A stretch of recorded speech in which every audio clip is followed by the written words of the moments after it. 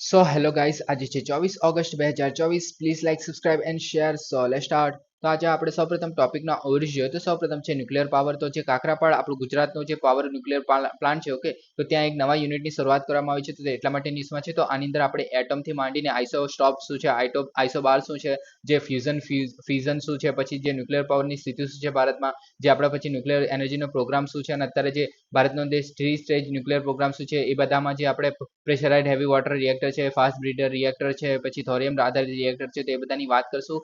Okay, ત્યારબાદ આપણે 4D printed કૃત્રિમ રક્તવાહિની બનાવવામાં આવી છે, એટલા માટે ન્યૂઝમાં છે. તો આપણે 4D પ્રિન્ટિંગ છે ટેકનોલોજી શું છે, તો તેના વિશે વાત કરશું. ત્યારબાદ જે પ્રાદેશિક ગ્રામીણ બેંકો એટલે કે આપણે જે રિજનલ રૂરલ બેંકો કહે છે, તો એના માટેની એક મીટિંગ હતી, તો તેની વિશે વાત કરશું. ત્યારબાદ છે યુરોપનું જે પ્રકૃતિ પુનઃસ્થાપન માટેનો એક કાયદો બનાવવામાં આવે છે, જે પૂરા આખા યુરોપ માટેનો છે, તો તેના વિશે વાત કરીશું કે એમાં શું ટાર્ગેટ છે. ત્યારબાદ જે મહિલા વિરુદ્ધ ફોજદારી કેસો ધરાવતા ધારાસભ્યો માટેનો એક અહેવાલ બહાર પાડવામાં આવે છે, તો તેના વિશે જોઈશું. ત્યાર પછી 13 હર્ટ્ઝ તરંગો જે આપણે આવર્તન જોઈએ છે કે સ્પેક્ટ્રમ જે જોઈએ છે, તો તેની અંદર કઈ જગ્યાએ ફિટ થાય છે તેના વિશે વાત કરશું. ત્યારબાદ છે ફિક્સ ડોઝ કોમ્બિનેશન દવાઓ, તો આ જે છે ફિક્સ ડોઝ વાળી જે કોમ્બિનેશન દવા છે એને બેન કરવામાં આવી છે ભારત સરકાર દ્વારા, તો તેના વિશે વાત કરશું. શરૂઆતમાં કે અત્યારે કેવી મતલબ કઈ બેન કરવામાં આવી છે તેના વિશે પણ વાત કરશું.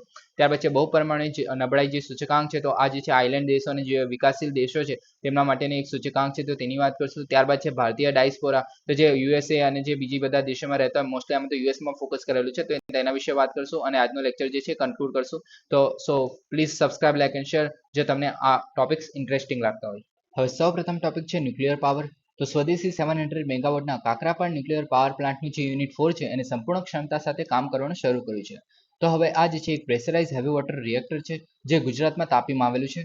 તે જે છે કુદરતી યુરેનિયમનો યુઝ કરે છે બળતણ તરીકે, અને આની અંદર ભારે પાણીનો જે મંદક તરીકે અને જે શીતક તરીકે યુઝ કરવામાં આવે છે. ઓકે, હવે આપણે એક રિએક્શન પ્રોસેસ વિશે જોઈ લઈએ આખી, કે મતલબ આખી રિએક્શન કેવી રીતના થાય છે ન્યુક્લિયરમાં. ઓકે, તો હવે આની અંદર શું થાય છે કે આ જે રોડ હોય છે, ઓકે, એની અંદર જે નાના નાના યુરેનિયમના પેલેટ્સ મૂકેલા હોય છે, તમે જોઈ શકો છો આ ઉભી રોડ છે એ જે એની અંદર. ઓકે, તો આ જે છે એની અંદર નાના નાના રોડ્સ મૂકેલા હોય છે. ઓકે, સો આ રોડ્સની અંદર આપણે યુરેનિયમ હોય છે. ઓકે, જે આપણે રોડ્સ એટલે આપણે એક રીતે સળિયા જેવું કહી શકીએ, એની અંદર યુરેનિયમ આવેલું હોય છે. ઓકે, હવે જ્યારે ચેન રિએક્શન કેવી રીતના સ્ટાર્ટ થાય છે, તો કે જ્યારે આ જે યુરેનિયમ છે એની અંદર આપણે ન્યુટ્રોનનો મારો કરવામાં આવે છે શરૂઆતમાં. ઓકે, ચેન રિએક્શન સ્ટાર્ટ કરવામાં આવે છે.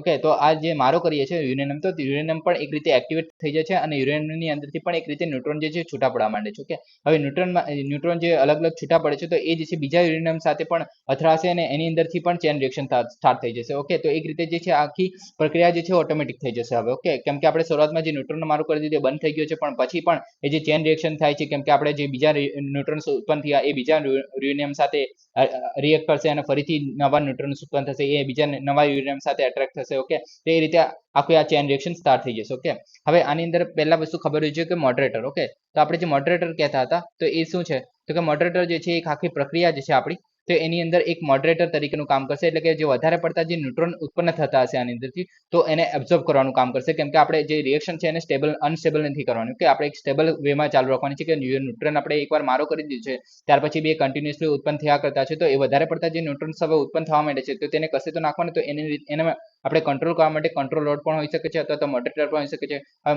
મોડરેટર જે છે એક આપણે પ્રક્રિયા જે છે ન્યુટ્રોનની ગતિ છે એને ધીમું કરવાનું કામ કરે છે, જ્યારે કંટ્રોલ રોડ જે છે એ આખી જે ચેન રિએક્શન થતી હોય છે એને કંટ્રોલ કરવાનું કામ કરે છે. ઓકે, જે નિયંત્રણ કરવાનું કામ કરે છે એનું કામ છે કંટ્રોલ રોડનું કામ છે. ઓકે, જ્યારે મોડરેટર જે છે વધારે પડતા જે ન્યુટ્રોન ઉત્પન્ન થઈ રહ્યા છે, તો તેને એબ્ઝોર્બ કરવાનું કામ કરે છે. તો આ વસ્તુ બંને ખબર હોવી જોઈએ. ઓકે, હવે કુલન્ટ શું છે, તો કુલન્ટ જે છે એ પણ એક ભારે પાણી છે. ઓકે, તો ભારે પાણી જે છે આ બહારનો જે વિસ્તાર છે તેમાં, એક મિનિટ. ઓકે, તો આ બહારનો જે વિસ્તાર છે એની અંદર પાણી હશે. ઓકે, તો આ જે પાણી છે એ આખી જે પ્રક્રિયા છે એની અંદર જે હીટ ઉત્પન્ન થાય છે, જ્યારે ન્યુટ્રોન ઉત્પન્ન થતો હશે યુરેનિયમ સાથે અથડાય છે, અને પછી જે ન્યુટ્રોન ઉત્પન્ન થાય છે અને સાથે સાથે એનર્જી પણ ઉત્પન્ન થાય છે, તો એ જે પાણી છે અથવા આપણે જે કુલન્ટ યુઝ કરે છે તે ગરમ થશે. ઓકે, અને એ જે છે આપણે ટર્બાઇન સુધી લઈ જવાનું કામ, સોરી, અહીંયા જે આપણે એક ટેન્ક જેવું હોઈ શકે છે, અથવા તો જે જનરેટર છે તો વરાળને જનરેટ કરવાનું કામ કરે છે. ઓકે, તો ત્યાં આગળ જે પાણી હશે, ઓકે, આ ઠંડુ પાણી છે એનું આપણે વરાળમાં જનરેટ થશે, અને આ જે પાણી છે ફરીથી ટર્બાઇનમાં જશે અને ટર્બાઇનમાંથી વીજળી ઉત્પન્ન કરીને પછી આપણે હીટ એક્સચેન્જર લગાડેલું હશે, અને હીટ એક્સચેન્જર જે છે આપણે જે ગરમ વરાળ હતી એને આપણે ફરીથી હીટ એક્સચેન્જ કરીને જે એને ઠંડુ પાડશું અને એ ફરીથી ફીડ કરવામાં આવશે જે કુલન્ટ હશે તેને. ઓકે, તો કુલન્ટ છે અહીંયા ભારે પાણી છે, પણ આપણે બીજું વસ્તુ પણ યુઝ કરી શકીએ છીએ, કે જેમ કે આપણે કુલન્ટ તરીકે આપણે જે લિક્વિડ સોડિયમ છે અથવા હેવી વોટર જે DTO તરીકે ઓળખવામાં આવે છે, તો એ બધાનો આપણે યુઝ કરવામાં આવે છે. ઓકે, હવે આગળ આપણે જોઈએ આની અંદર. હવે આપણે જ્યાં હતા ત્યાં પહોંચીએ પહેલા. ઓકે, હવે જે આપણે હવે 2023માં જે KAPP છે તેની પ્રથમ જટિલતા એટલે ફર્સ્ટ ક્રિટિકાલિટી હાંસલ કરી હતી. ઓકે, હવે ફર્સ્ટ ક્રિટિકાલિટી એટલે શું? તો કે આપણે જેમ કીધું કે જ્યારે આપણે ન્યુટ્રોનનો મારો કરીએ છીએ, ઓકે, ત્યારે જે ચેન રિએક્શન છે ઓટોમેટિક સ્ટાર્ટ થઈ જાય છે. ઓકે, હવે જ્યારે આપણે કન્ટિન્યુઅસલી જે ન્યુટ્રોન ઉત્પન્ન થતા જ રહે છે તો એને ઓબ્ઝર્વ કરવામાં પણ આવે છે. ઓકે, તો મોડરેટર જે છે ઓબ્ઝર્વ કરશે અને ન્યુટ્રોન જે છે કન્ટિન્યુઅસલી આપણે છોડ્યા કરશે. ઓકે, યુરેનિયમ જે છે ઉત્પન્ન થતા યુરેનિયમમાંથી જે ન્યુટ્રોન છે ઉત્પન્ન થતા જ રહે છે. ઓકે, તો એ જ્યારે બેલેન્સ થઈ જાય, ઓકે, જ્યારે ન્યુટ્રોનમાંથી યુરેનિયમમાંથી જે ઉત્પન્ન થતો જે ન્યુટ્રોન છે એ સમાન અને જે મોડરેટરમાં જે એબ્ઝોર્બ થતો જે ન્યુટ્રોન છે એ સમાન હોય, એટલે કે જ્યારે એક રીતે આપણે બેલેન્સ થઈ જાય કે જેટલી આપણે ગરમી રિક્વાયર્ડ છે એટલું આપણે ટેમ્પરેચર અચીવ કરી લીધું છે. ઓકે, તો એ જે છે આપણે એક રીતે એને આપણે કહીશું જે ક્રિટિકાલિટી, ઓકે, ફર્સ્ટ ક્રિટિકાલિટી એને કહેવામાં આવશે. ઓકે, તો આ સમજી ગયા? ઓકે, એને કહેવામાં છે ફર્સ્ટ ક્રિટિકાલિટી. આની અંદર શું લખ્યું છે તમે વાંચી શકો છો. ઓકે, કે વિખંડન પરમાણુ પ્રતિક્રિયા ચાલુ કરવાની જે શ્રેણી ટકાવી રાખવા માટે જે પૂરતા ન્યુટ્રોન છોડે છે, એટલે કે જેટલું જરૂર છે એટલા ન્યુટ્રોન છોડે છે, અને રિએક્ટરમાં જે પ્રથમ જટિલતા પ્રાપ્ત થાય છે જે બિંદુ છે, તો આ જે પ્રથમ ક્રિટિકાલિટી જ્યારે પ્રાપ્ત થઈ જાય છે ત્યાંથી પરમાણુ જે સાંકળ છે એટલે કે પરમાણુ જે ચેન રિએક્શન છે એ 100% બને છે. એટલે કે ઓટોમેટિક જે પ્રક્રિયા છે હવે કન્ટિન્યુઅસલી ચાલ્યા કરશે. ઓકે, કે ન્યુટ્રોનમાંથી યુરેનિયમમાંથી ન્યુટ્રોન ઉત્પન્ન થયા કરશે અને મોડરેટરમાં એબ્ઝોર્બ થયા કરશે જેટલી જરૂર હશે તેટલી, અને જે ન્યુટ્રોન ઉત્પન્ન થયા છે ફરી બીજા યુરેનિયમ સાથે અથડાશે અને બીજા ન્યુટ્રોન ઉત્પન્ન કરશે. તો આ રીતે આખી ચેન રિએક્શન એ ચાલ્યા કરશે. ઓકે, તો આ જે છે ફર્સ્ટ ક્રિટિકાલિટી. ઓકે, હવે થર્મલ માર્જિન શું છે? તો કે જે શબ્દ થર્મલ માર્જિન છે એનો ઉલ્લેખ કરે છે કે જે રિએક્ટરનું ઓપરેટિંગ તાપમાન છે તેના મહત્તમ ઓપરેટિંગ તાપમાન કરતાં કેટલું ઓછું છે. એટલે કે આપણે શરૂઆતમાં જ્યારે સ્ટાર્ટ કર્યું છે, ઓકે, ત્યારે આપણે એક જે રિએક્ટર છે સ્પેસિફિક ટેમ્પરેચર પર ચાલતો હોય છે. ઓકે, તો એના કરતાં જે ટેમ્પરેચર આપણે જે અચીવ નથી કર્યું એ ટેમ્પરેચર, તો ત્યાં સુધી પહોંચવામાં જે આપણે જે ડિફરન્સ, ઓકે, જે આપણે અત્યારે જે ટેમ્પરેચર છે અને આપણે જે મેક્સિમમ ટેમ્પરેચર પ્રાપ્ત કરવાનું છે તે બંને વચ્ચેનો જે ડિફરન્સ છે એને કહેવામાં આવે છે થર્મલ માર્જિન. ઓકે, આનું એમ તો કામ નથી આપણે, પણ આ ખાલી ખબર હોવી જોઈએ. ઓકે, હવે ઉન્નત સુરક્ષા સુવિધા તો આપણે જે KAPP4 છે આ યાદ રાખવાની જરૂર નથી, પણ આની અંદર આ જે સ્પેસિફિકેશન છે એના વિશે જોઈ લઈએ. તો પાતળી દિવાલો પર જે પ્રેશરાઇઝ ટ્યુબ છે, એટલે કે જે આપણે ખબર છે કે આ પ્રેશરાઇઝ હેવી વોટર રિએક્ટર છે. ઓકે, તો એની અંદર હેવી વોટર છે અને પ્રેશરાઇઝ છે એટલે કે આપણે હાઈ પ્રેશર પર કામ કરતું હોય છે. ઓકે, તો એ જે છે ટ્યુબની દબાણથી જે આકસ્મિક ભંગાણ થવાની જે ગંભીરતા છે એ ઘટાડવામાં મદદ કરે છે જો આપણે આ પ્રેશરાઇઝ ટ્યુબનો યુઝ કરીએ તો. ઓકે, પછી નિષ્ક્રિય સ્થળો ગરમી દૂર કરવાની જે સિસ્ટમ છે એટલે કે જે પેસિવ ડીકે હીટ રિમૂવલ, જે હીટ રિમૂવલ તો આપણે જોયું હતું કે જે કુલરનો યુઝ કરવામાં આવે છે, તો કે જે ઓપરેટરને આપણે જો હસ્તક્ષેપ ના કરે ત્યાર એના વગર પણ જે રિએક્ટરના કોરમાંથી જે ગરમી છે એને આપણે અસરકારક રીતે દૂર કરી શકીએ છીએ કુલરના હેલ્પથી. ઓકે, હવે 2011માં જે જાપાનમાં થયેલી જે ફુકુશીમા છે એમાં દુર્ઘટના જોવા મળેલી આને કારણે. ઓકે, તો એ ના થાય એના માટે જનરેશન 3 પ્લાન્ટ્સ માટે અપનાવવામાં આવેલી જે ટેકનોલોજી છે એની સાથે સંરેખિત કરે છે. ઓકે, તો આ યાદ રાખવાની જરૂર નથી આપણે. ઓકે, હવે કન્ટેનમેન્ટ પણ જોવા મળે છે તે લીકેજને ઘટાડવા માટે અને સ્ટીલ લાઇન જે કન્ટેનમેન્ટ છે એને સ્ટ્રક્ચર માટે. ઓકે, જેથી આપણે જે કુલન્ટ છે એને નુકસાન ન થાય જે આપણે દબાણ થતું હોય ત્યારે. ઓકે, તો એ જે છે કન્ટેનમેન્ટ સ્પ્રે સિસ્ટમ પણ છે એના માટે. ઓકે, હવે આ બધું યાદ રાખવાની જરૂર નથી. આપણે જે બેઝિક જે રિએક્શન છે અને આપણે શું યુઝ થાય છે તેના વિશે આપણને ખબર હોવી જોઈએ. ઓકે, હવે નેક્સ્ટ આપણે એટમ. ઓકે, તો એટમ આપણને ખબર છે કે આ જે પરમાણુ કેન્દ્ર હોય છે તેની અંદર આપણને શું જોવા મળે છે કે પ્રોટોન અને ન્યુટ્રોન જોવા મળે છે. પછી બહારની જે પરમાણુ કક્ષા છે એની અંદર ઇલેક્ટ્રોન જોવા મળે છે. ઓકે, તો આ થઈ ગયા આપણે ઇલેક્ટ્રોન ઓર્બિટ કહેવામાં આવે છે. જે ઇલેક્ટ્રોન જે ભ્રમણ કરતા હોય છે, આપણે જે ઇલેક્ટ્રોનની ભ્રમણ કક્ષા છે તેને આપણે ઇલેક્ટ્રોન ઓર્બિટ કહે છે. ઓકે, હવે આ ખબર હોવી જોઈએ તો આઇસોટોપ્સ, આઇસોબાર્સ અને આઇસોટોન્સ. ઓકે, તો હવે પેલા આઇસોટોપ્સ કોને કહેવાય? ઓકે, તો જેના પરમાણુ ક્રમાંક અને પરમાણુ જે ભાર છે એ અલગ હોય. ઓકે, તો પરમાણુ ક્રમાંક જે સમાન હોય પણ પરમાણુ ભાગ જે અલગ હોય અને ન્યુટ્રોનની સંખ્યા જે બદલાતી હોય છે. ઓકે, તો તેને કહેવામાં આવશે આઇસોટોપ્સ. ઓકે, હવે ઉદાહરણ જોઈએ તો પેલા છે આપણો હાઇડ્રોજન. ઓકે, હાઇડ્રોજનનો પરમાણુ ક્રમાંક બધાને ખબર છે એ 1 છે. ઓકે, પણ આની અંદર જે પરમાણુ ભારાંક છે તો તમે જોઈ શકો છો કે પરમાણુ ક્રમાંક જે છે 1 છે તો આપણને સમાન છે. ઓકે, થઈ ગયું. અને પરમાણુ ભારાંક જે છે એ અલગ અલગ છે, જેમ કે 1 છે, પછી 2 છે, પછી 3 છે. હવે પરમાણુ ભારાંક એટલે બધાને ખબર છે કે જે આપણે ન્યુટ્રોન અને પ્રોટોનની સંખ્યા હોય છે પરમાણુ કેન્દ્રમાં. ઓકે, તો એ બંનેનો જ્યારે સરવાળો કરવામાં આવે છે ત્યારે આપણે પરમાણુ ક્રમાંક બને છે. ઓકે, તો આજે 1 છે. ઓકે, હાઇડ્રોજન છે એની અંદર એક પરમાણુ અને એક ન્યુટ્રોન હોય છે. ઓકે, અથવા તો એક પ્રોટોન હોઈ શકે છે. ઓકે, એક પ્રોટોન અને એક ન્યુટ્રોન હોઈ શકે.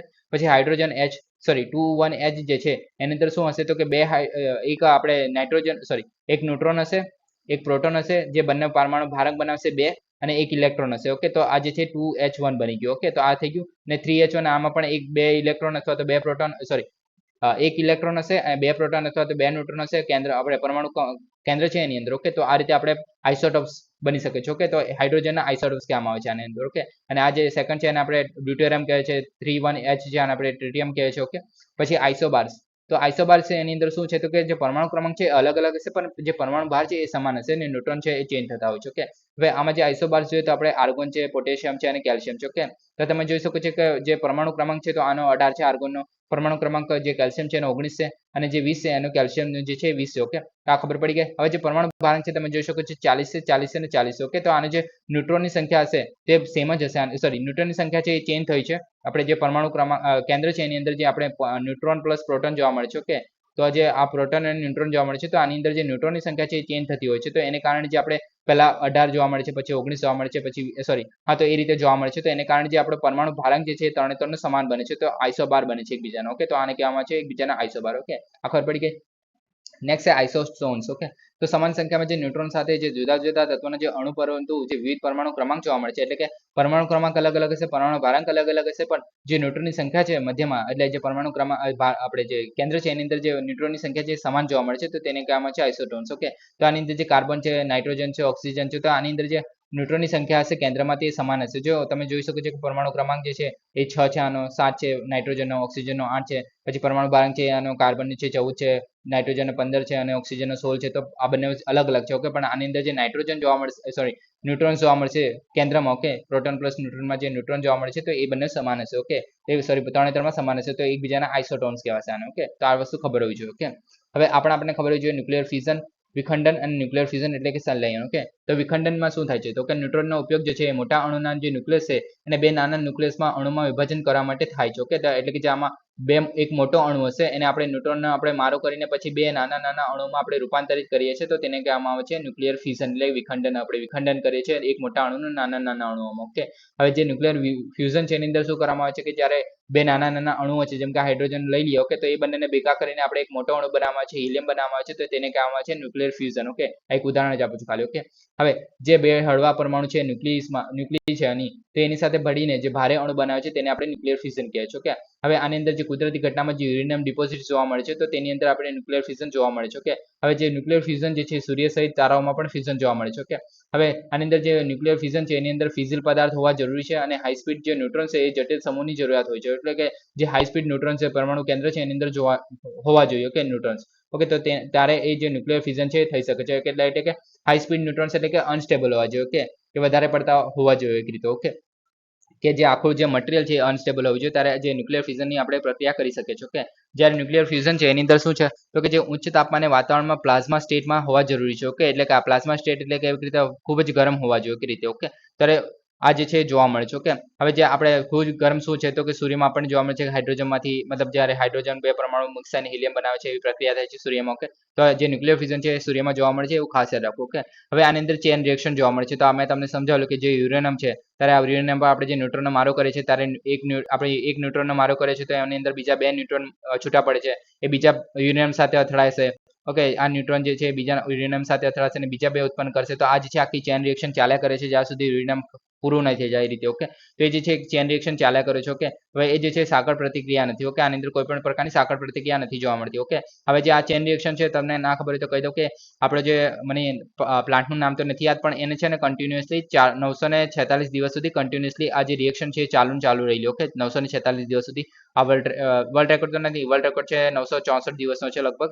ઓકે, તો આપણે ઇન્ડિયામાં પણ લગભગ આપણે કર્ણાટકની જ હતી, તો એને છે 946 દિવસ સુધી આ પ્રક્રિયા જે છે ચેન રિએક્શન જે છે ચાલુ રાખેલી. ઓકે, એટલે કે વીજળી ઉત્પન્ન કર્યા કરેલી 946 દિવસ સુધી. ઓકે, હવે ઉત્પાદનમાં જોઈએ તો કિરણોત્સર્ગી સામગ્રીમાં જે કોબાલ્ટ છે 16 છે, સીઝિયમ 170 છે, ઇરિડિયમ 190 છે, તો આ બધા જે કિરણોત્સર્ગી સામગ્રી ઉત્પન્ન થાય છે આની અંદર. ઓકે, પછી આમાં કોઈ પણ પ્રકારનો આડપેદાશ ઉત્પન્ન નથી થતી. ઓકે, હવે પરમાણુ ઇંધણ જોઈએ તો આની અંદર યુરેનિયમનો યુઝ થાય છે, આની અંદર ડ્યુટેરિયમ અને લિથિયમનો યુઝ થાય છે. ઓકે, ડ્યુટેરિયમ તો તમને ખબર જ છે કે આપણે જે 2H1 વાળું જોયું આપણે એરું. ઓકે, 21H વાળું જોયું તો એ જે છે ડ્યુટેરિયમ કહેવામાં આવે છે. કે હાઇડ્રોજનનું. ઓકે, હવે ઉર્જા જરૂરિયાતમાં જોઈએ તો ફ્યુઝન પ્રક્રિયામાં બે અણુઓને વિભાજિત કરવા માટે ઓછી ઉર્જાની જરૂર પડે છે, જે આમાં વધારે ઉર્જાની જરૂર પડે છે. ઇલેક્ટ્રોસ્ટેટિક જે વિકારને દૂર કરવા માટે, જે પ્રોટોનને પૂરતી નજીક લાવવા માટે ઉચ્ચ ઉર્જાની તાપમાનની જરૂર પડે છે. એટલે કે આપણે જે પરમાણુની અંદર જે પરમાણુ કેન્દ્રની અંદર જે પ્રોટોન છે એ બંનેને આપણે ભેગા કરવાની વાત છે, તો એ બંનેને ભેગા કરવા માટે ખૂબ જ ઊંચી ઉર્જાની જરૂર પડે છે. ઓકે, આની અંદર આપણે ભેગા કરીએ ત્યારે પણ ઉર્જા તો ઉત્પન્ન થશે જ, પણ ત્યારે પણ આપણે પહેલા તો ઉર્જાને પ્રોવાઈડ કરવી જ પડે છે. ઓકે, હવે ખર્ચ અસરકારક જોઈએ તો ઓછા ચાલુ ઓપરેશનલ છે ખર્ચ છે આનો, ને ફ્યુઝન કરતા આપણે ઓછો ખર્ચ અસરકારક છે. ઓકે, હવે મોટું હોવું જરૂરી છે એના માટે એ વધુ ખર્ચાળ છે. ઓકે, તો આપણો આ થઈ ગયું ફ્યુઝન અને ફ્યુઝનનું રિએક્શન. ઓકે, સોરી આપણે ડિફરન્સ. ઓકે, હવે ભારતમાં ન્યુક્લિયર પાવરની સ્થિતિ જોઈએ. કે સૌપ્રથમ તો પાંચમો સૌથી મોટો સ્ત્રોત છે પહેલા તો ગેસ, કોલસો, જળ વિદ્યુત અને પવન ઉર્જા પછી જે અણુશક્તિ એ જે છે ભારતમાં વીજળીનો પાંચમો સૌથી મોટો સ્ત્રોત છે. તો આ ખાસ યાદ રાખો કે પાંચમો સૌથી મોટો સ્ત્રોત છે વીજળી માટે. ઓકે, 7380 મેગાવોટની કુલ સ્થાપિત ક્ષમતામાંથી ભારતે નવેમ્બર 2020માં 8 પરમાણુ પાવર સ્ટેશનમાંથી 22 પરમાણુ રિએક્ટર ચલાવે છે હાલમાં. ઓકે, અત્યારે હવે નાણાકીય વર્ષ 2020-21માં ભારતના કુલ વીજ ઉત્પાદનોને 3.11 જે પરમાણુ ઉર્જામાંથી મેળવવામાં આવે છે. ઓકે, તો આ ખાસ યાદ રાખવું, યાદ રાખવાની જરૂર નથી પણ ખબર હોવી જોઈએ કે પાંચમા નંબરે આવે છે. ઓકે, હવે આગળ જોઈએ તો nuclear power plants in under operational in India. Okay, તો અત્યારે કયા કયા ઓપરેશનમાં છે. ઓકે, તો રાજસ્થાનમાં જે એટોમિક પાવર પ્લાન્ટ છે જે કોટા રાજસ્થાનમાં આવેલું છે. ઓકે, પછી કાકરાપાડ એટોમિક પાવર પ્લાન્ટ જે તાપી ગુજરાતમાં છે. તારાપુર જે એટોમિક પાવર પ્લાન્ટ છે બોઈસર મહારાષ્ટ્રમાં છે. આ સૌથી પહેલું સ્થપાયેલું આપણે પાવર પ્લાન્ટ છે. ઓકે, ઇન્ડિયામાં. ઓકે, હવે કૈગા જનરેટિંગ જે સ્ટેશન છે એ બી છે કર્ણાટકમાં છે. ઓકે, પછી નારોરા જે એટોમિક પાવર પ્લાન્ટ જે છે ઉત્તર પ્રદેશમાં આવેલું છે. પછી મદ્રાસ એટોમિક પાવર પ્લાન્ટ જે છે તમિલનાડુમાં આવે છે કલ્પક્કમમાં. ઓકે, ને કુડુનકુલમ જે ન્યુક્લિયર પાવર પ્લાન્ટ જે છે તમિલનાડુમાં આવેલું છે. તો આ યાદ રાખો. ઓકે, હવે આગળ જોઈએ.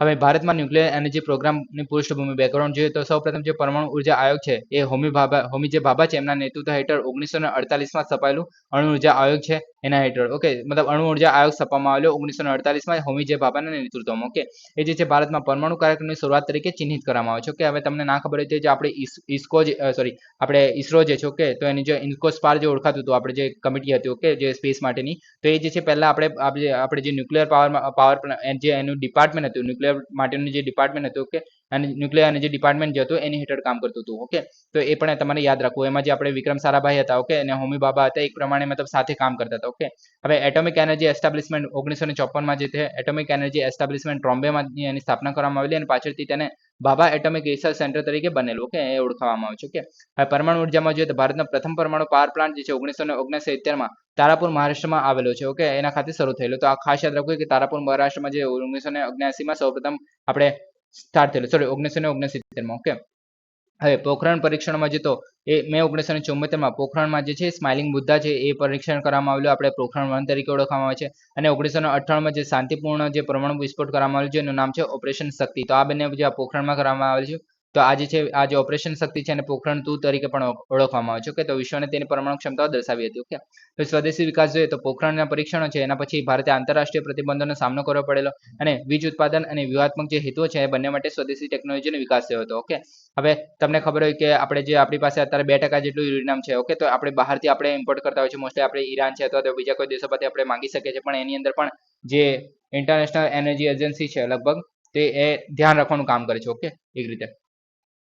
હવે ભારતનો 3 સ્ટેજ ન્યુક્લિયર પ્રોગ્રામ વિશે જોઈએ તો એ જે છે થોરિયમ ભંડારનો ઉપયોગ કરવાનો છે જે વૈશ્વિકના કુલ 25% જેટલો છે. ઓકે, જે એટલે થોરિયમનો ભંડાર આપણા ઇન્ડિયામાં 25% જેટલો જોવા મળે છે કુલ વિશ્વ કરતા. ઓકે, ને યુરેનિયમનો જે ભંડાર છે માત્ર 2% જેટલો જોવા મળે છે. ઓકે, તો આ યાદ રાખો કે 2% જેટલો ભંડાર છે. ઓકે, તો એના કારણે જ આપણે બીજા દેશો પાસેથી આપણે મંગાવી શકીએ છીએ. ઓકે, એટલે મંગાવવામાં આવે છે. ઓકે, મંગાવી તો નથી શકતા એની પણ પ્રોસિજર હોય છે. ઓકે, કે આપણે ધારો કે યુરેનિયમ છે મતલબ એક રીતે ન્યુક્લિયર એનર્જી થઈ તો આપણે બોમ્બ બનાવવા માટે તો યુઝ નથી કરતા ને, તો એના માટે દેખરેખ રાખવાનું પણ કામ કરે છે. તો એના વિશે આપણે બીજા કોઈ દિવસે જોઈશું. ઓકે, હવે આનામાં જોઈએ તો પેલું છે સ્ટેજ 1. ઓકે, તો pressurise heavy water reactor. Okay, તો એ જે ભારતના 3 તબક્કામાં પરમાણુ ઉર્જાના વિકાસમાં પ્રથમ તબક્કામાં જે પ્રેશરાઇઝ હેવી વોટર રિએક્ટર છે. ઓકે, તેનો ઉપયોગ કરવામાં આવે છે. આની અંદર આપણે જે આડપેદાશ તરીકે પ્લુટોનિયમ 239 બનાવે છે. ઓકે, તો આની અંદર આપણે યુરેનિયમનો યુઝ કરે છે યુરેનિયમનો. ઓકે, હવે પ્રેશરાઇઝ હેવી વોટર રિએક્ટર છે તેની અસરકારક રિએક્ટર ડિઝાઇનને કારણે પ્રથમ તબક્કા માટે પસંદ કરવામાં આવેલું જે યુરેનિયમ જે છે એનો મહત્તમ યુઝ કરે છે. ઓકે, હવે જે કુદરતી યુરેનિયમનો ઉપયોગ જે છે એ કુદરતી યુરેનિયમ બાળે છે અને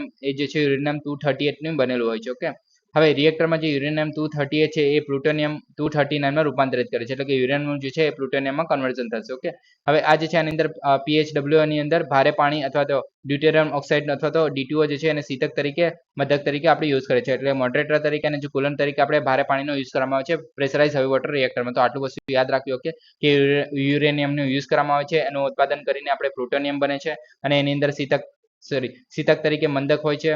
D2O આપણે મંદક અને શીતક તરીકે આપણે D2O હોય છે અને ડ્યુટેરિયમ ઓક્સાઇડ અથવા તો ભારે પાણીનો યુઝ કરી શકીએ છીએ. ઓકે, તો આટલી વસ્તુ યાદ રાખવી. ઓકે, હવે આની અંદર મૂળ કેનેડિયન જે કેન્ડુ છે તો એ રિએક્ટર પરથી આધારિત આ ભારતનું PHWR જે છે એ બનાવવામાં આવેલું. ઓકે, અને એ જે છે Indian pressurise heavy water reactor છે એ શ્રેણી તરીકે ઓળખવામાં આવે છે. ઓકે, આની અંદર 220 મેગાવોટ પછી 540 પછી 700 જે છે એ આપણે ડિઝાઇન કરવામાં આવેલું છે એ શ્રેણીનું છે. ઓકે, અને અત્યારે જે છે 900 વાળું ચાલી રહ્યું છે. એટલે કે એવું આપણે બનાવશું જેથી આપણે કેપેસિટી વધારી શકીએ. ઓકે, હવે IPHWR જે છે એટલે કે Indian pressurise heavy water reactor છે એની પ્રથમ તબક્કામાં જે છે એ ભારતના વર્તમાન પરમાણુ ઉર્જા ક્ષમતાનો મોટો ભાગ બનાવે છે. ઓકે, હવે એને આપણે વધારવાનું છે 900 સુધી, એટલે કે 700 સુધી તો અત્યારે છે જ આપણી પાસે, અને 900 સુધી લઈ જવાનું છે. ઓકે, હવે આપણે સેકન્ડ સ્ટેજ વિશે જોઈએ તો ફાસ્ટ બ્રીડર રિએક્ટર છે. ઓકે, તો એ જે છે 3 તબક્કાના પરમાણુ ઉર્જા ક્ષેત્રમાં બીજા તબક્કામાં ફાસ્ટ બ્રીડર રિએક્ટરનો ઉપયોગ થાય છે. ઓકે, બળતણની રચના અને પ્રકાર જોઈએ તો પ્રથમ તબક્કાના જે ખર્ચાયેલા જે બળતણ છે એમાં કુદરતી યુરેનિયમમાંથી પ્લુટોનિયમ 239 થી બનેલા જે મિશ્ર ઓક્સાઇડ છે એને બળતણનો ઉપયોગ કરવામાં આવે છે. એટલે કે આપણે જે પ્રથમ રિએક્શનમાં જે આપણે પ્લુટોનિયમ જે મળેલું આપણે જોયેલું, કાંઈ ગયું એક મિનિટ.